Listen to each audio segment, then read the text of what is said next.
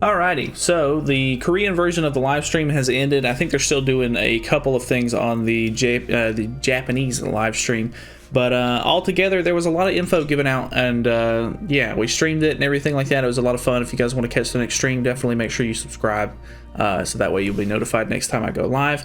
But yeah, I think this was a really cool collab sort of thing that they're going to be bringing out on the Japanese and Korean versions of the of the game.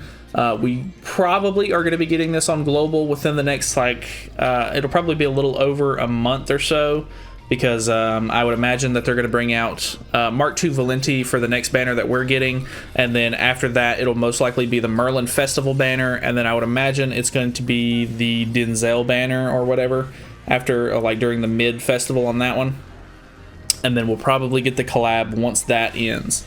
So it's definitely going to be a little while before we get this, so there should be some time for you to save if you're looking to skip Merlin or some of these in between banners and everything like that. I think there's still going to be a decent amount of time where you can kind of save up gems and everything for it, but it looks really cool.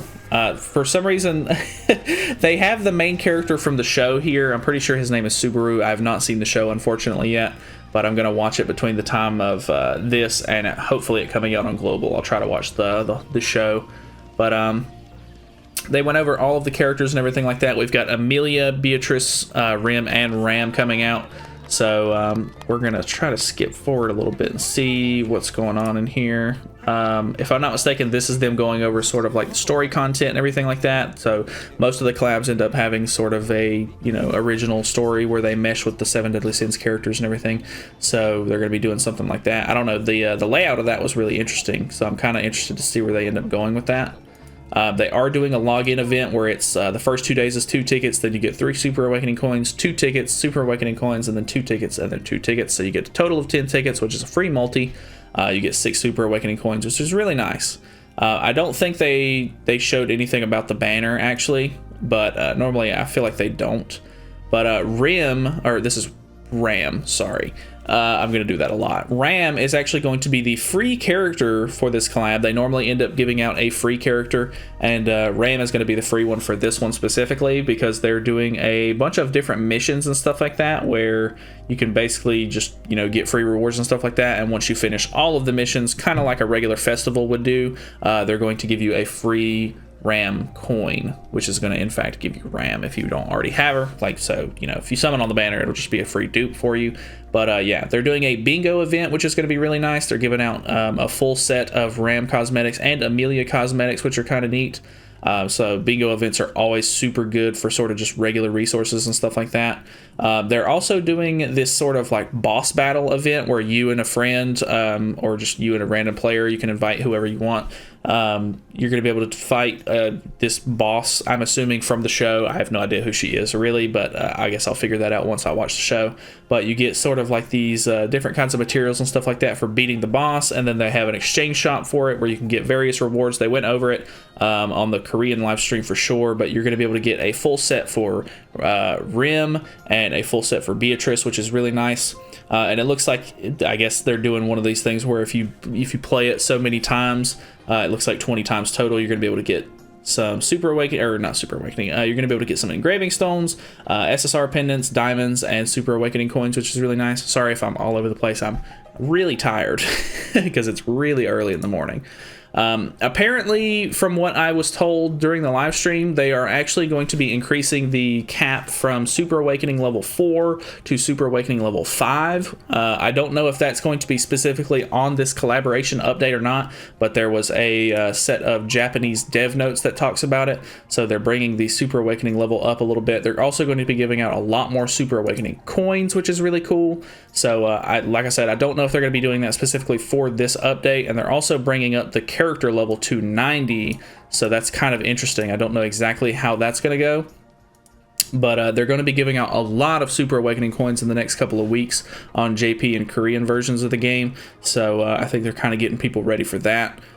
If we can find them, I think it's about time we get ready for some of the characters and stuff like that. Not really sure what this is all about.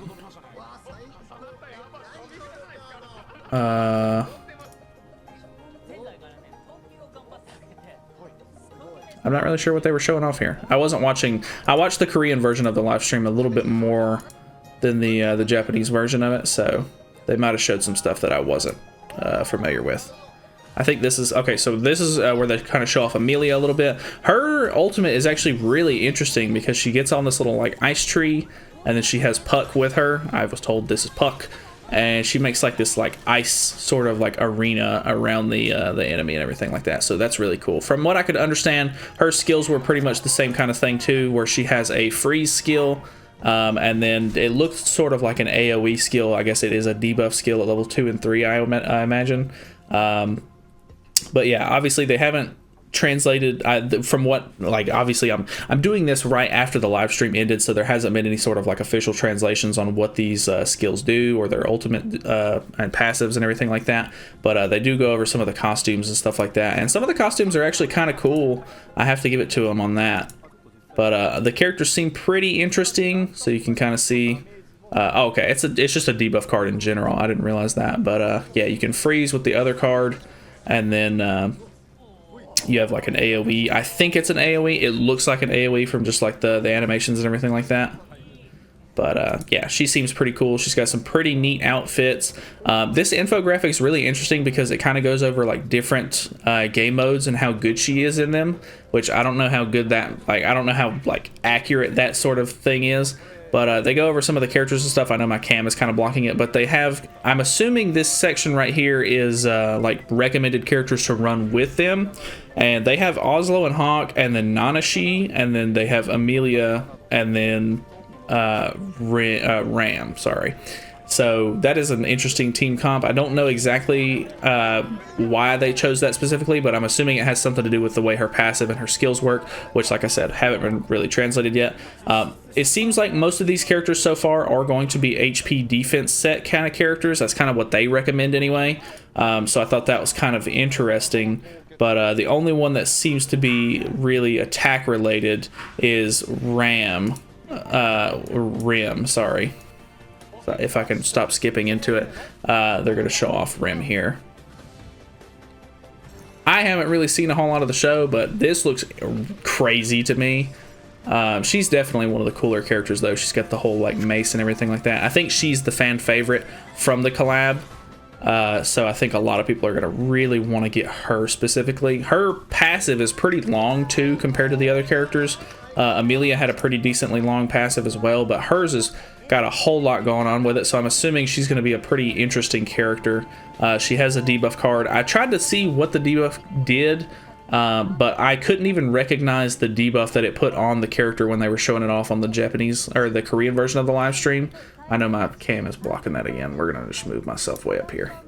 But yeah, I don't know exactly what the debuff put on was, and then the other card was just sort of like a damage card. I'm pretty sure it actually stuns at levels 2 and 3, which is really interesting. And then I don't know exactly what her ultimate and passive does, of course. But yeah, she seems like a pretty interesting character. A lot of the outfits and stuff like that for the characters seem pretty cool.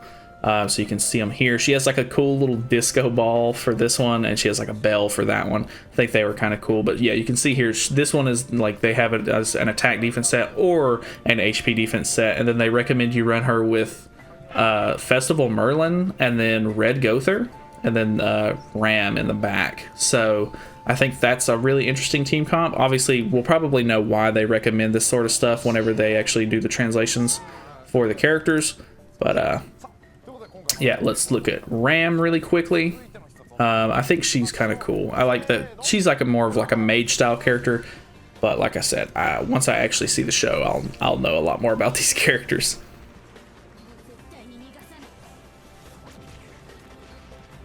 Yeah, she's really cool. I like that little like scene at the end too. It's kind of cool. And then for the infographic, you can see that she has a debuff card, a regular attack card, and then an ultimate. And then her passive is pretty, you know, hers is actually kind of, well, actually, no, hers is really short, which I thought was really interesting. Like the only thing obviously you can translate out of that is the 20% unless you just know Japanese. But yeah, hers is actually surprisingly kind of short. With her being in the back slot for 2 different team comps, I think it is. It could be interesting that she's like a supporting style character. Maybe she's giving some sort of like 20% stats buff or, you know, something along those lines. But yeah, her attack animations and stuff like that, I'm not really wanting to show like a whole bunch of that kind of stuff, just because I'm trying to, you know, go to bed because it's really early. But I'll definitely leave a link to this stream and everything like that in the description of the video, so that way you guys can go and look through the whole thing if you really want to. But yeah, you can see she's kind of like a, I guess they're assuming she's like a backslot character, I guess, which is kind of weird. But they recommend you run her, I guess, with Rim and then Emilia and then Festival Merlin, which is kind of weird. I don't know exactly what Festival Merlin does off the top of my head because she's not on Global yet, and I haven't really looked into her all that much. But she seems kind of interesting. And then they show off Beatrice. She looks kind of cool too. She's like a little bit of a mage as well. All right, here we go. So there's Beatrice. She's got like little butterflies in her eyes too, which is kind of cool. I think she's neat. She looks really small, like really young, and I don't really understand the concept behind the character, but she's neat nonetheless. I'm assuming she's just a lolly, I guess. But yeah, you can see she's got 2 attack cards and everything like that going on. Let me see that other infographic. Yeah, so you can see her other outfits here. She's another, you know, defense or HP defense sort of character. And then I guess for this one, they just have all of the characters on there. They're like, hey, run it with the whole collab set. But yeah, I don't really know exactly what to expect with a lot of these characters. Oh, okay, maybe they did show off of the banner a little bit.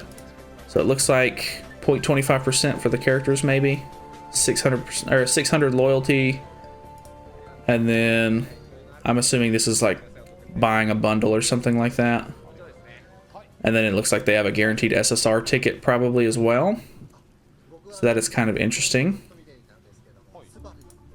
And it looks like they're going to be showing off sort of like the team comps and everything like that. I actually haven't seen this specifically, so I kind of want to, we'll sit here and watch a little bit of this, but I don't want this video to go on super long. So they've got the Merlin team on one side, they've got the Hawk or Oslo and Hawk team on the other side. Which Rim is the fan favorite here, and she's a red unit, which is kind of interesting. So it's going to be really weird to see how this works, as far as like Escanor being able to just completely destroy her. But I think they just moved a bunch of cards around and ended up getting her a bunch of buffs, so that's kind of interesting.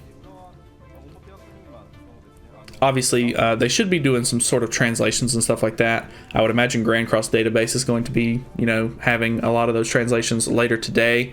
But I honestly just don't have time to wait around for them to translate it before I upload this, because I'm trying to go back to sleep.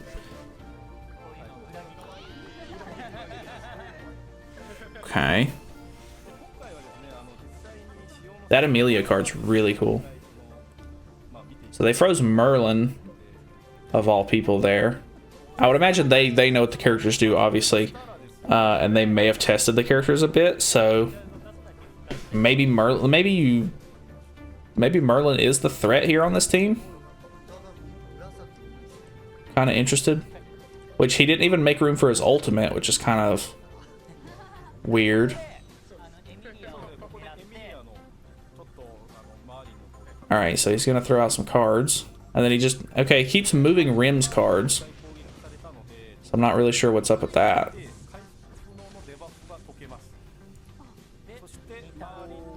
The more I see it, I feel like these are actually going to be pretty good characters that you might want to summon for, unfortunately. I was hoping that they would be sort of easier to deal with. Okay, he forfeit.